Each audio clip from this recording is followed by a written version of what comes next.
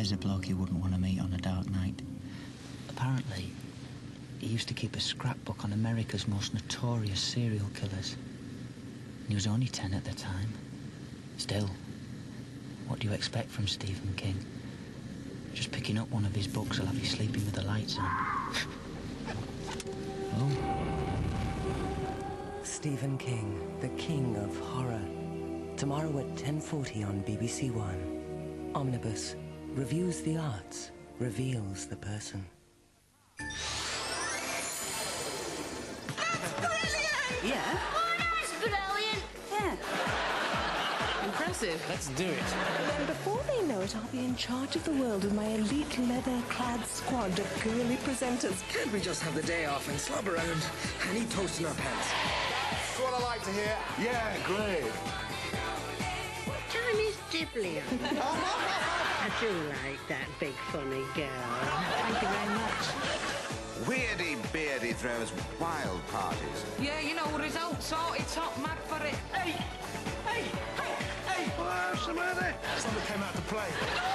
Horrible mental picture there. Nice. Did you just hear my evil plan? Yeah, what are you going to do? I shall schmooze them at my dinner party. Dinner? Yes, results. Celebrate the best in entertainment this Christmas on BBC One.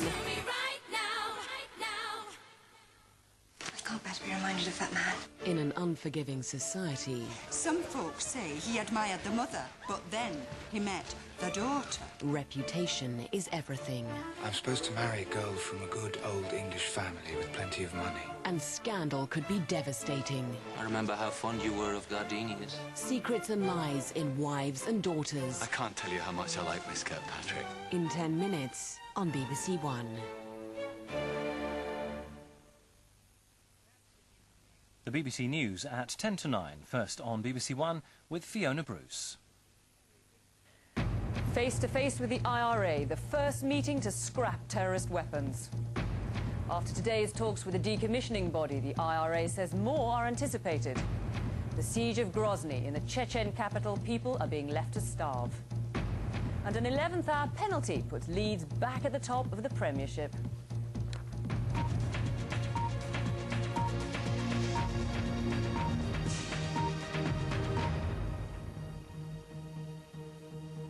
Good evening.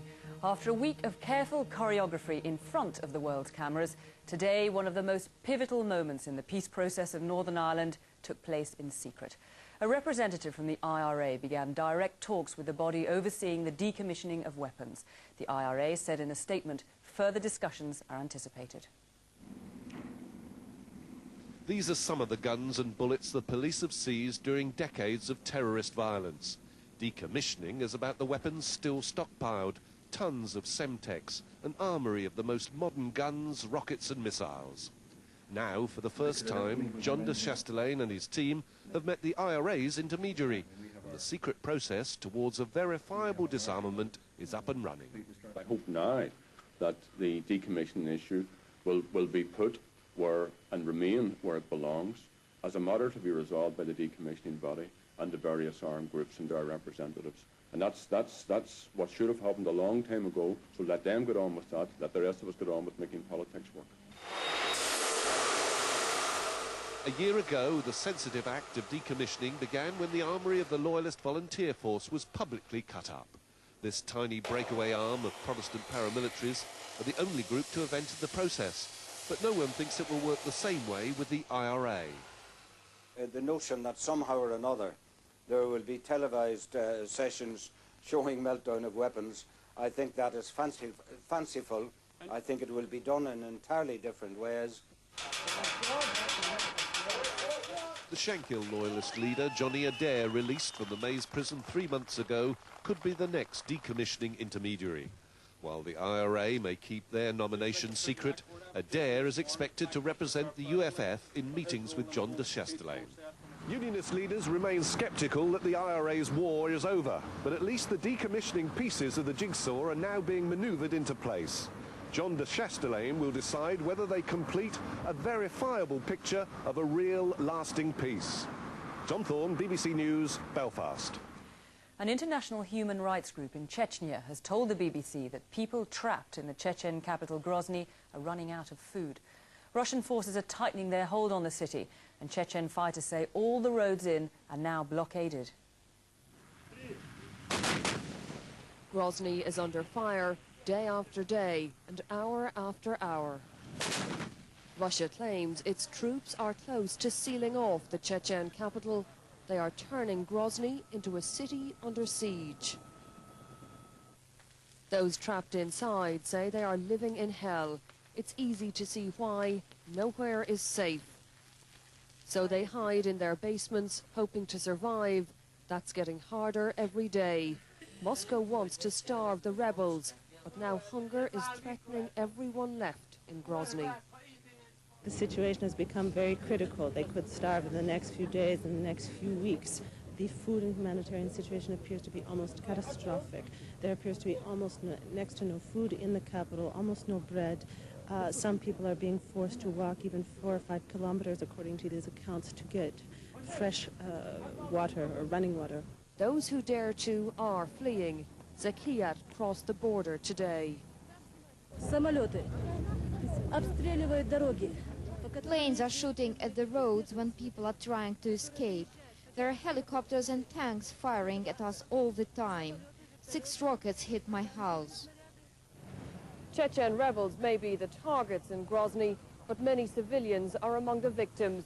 It seems Moscow won't stop unless and until the city falls. Many more civilians may die before that day comes. Orla Guerin, BBC News, at the Chechen border.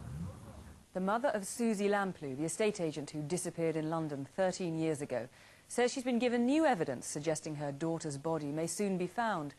Diana Lamplugh says she's been told Susie's remains are buried at a former army barracks in Worcestershire, but Scotland Yard is playing down the prospect of an imminent breakthrough. 11 people have died in an explosion which destroyed a block of flats in Dijon in eastern France. 3 other people, including a child, were injured. It's not yet known what caused the explosion, but rescue workers said they smelt gas. 5 spectators have been killed at a snowboarding contest at Innsbruck in Austria. They were crushed when a barrier gave way, causing panic among the crowd. Nearly 40 people were hurt, some of them seriously. The former Transport Minister Stephen Norris has said he will fight in the new contest to become the Conservative candidate for London Mayor. In the original ballot, he lost to Lord Archer, who then had to stand down after admitting he asked a friend to lie for him before a libel case 12 years ago. Steve Norris has been playing a waiting game, but today he ended the will he won't he speculation by announcing he would try and become the Conservative candidate for Mayor of London. To be absolutely honest, without any disrespect to any of the other candidates who've come forward, they're all, excellent people. I really do think that I am the only Conservative who can actually win, because I think I have the kind of profile and the commitment and the credibility to take on somebody like Frank Dobson, or even Ken. Once Lord Archer withdrew from the race 2 weeks ago, Mr Norris hoped the Tory leadership would approach him straight away, but they didn't, preferring to hold out for a new candidate. We're standing on the basis that I wish to be a team mayor working for London. In the end, Baroness Miller of Hendon put herself forward, as did the MP John Wilkinson, but they're not exactly household names. The situation was complicated by the sacking of Sean Woodward, the London spokesman, dismissed because he disagrees with the party's support for local government legislation which forbids the promotion of homosexuality. Mr Woodward thinks this discriminates against homosexuals. Mr Norris agrees, but so desperate were the Tories for him to stand that they've let him take a different line. The Tory leader William Hague had plenty of reservations about Steve Norris. There was concern about his colourful private life, for example. But in the end, no other high-profile candidate came forward. So they're breathing a sigh of relief here that Mr Norris has finally thrown his hat into the ring. Laura Trevelyan, BBC News at Conservative Central Office. NASA scientists have failed in their latest attempt to make contact with their spacecraft, which was due to land on Mars on Friday. This evening, scientists had a 10-minute window to establish communications with the Mars polar lander, but without success. They hope to try again early tomorrow morning.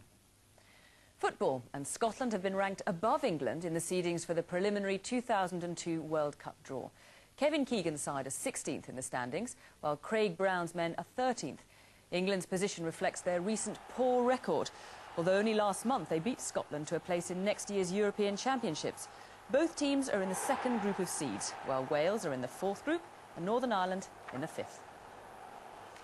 In this evening's action in the Scottish Premier League, Hearts have moved up to fifth place after a 3-0 victory over Dundee United at Tynecastle. Darren Jackson scoring the second. Dundee United stay third behind Rangers and Celtic.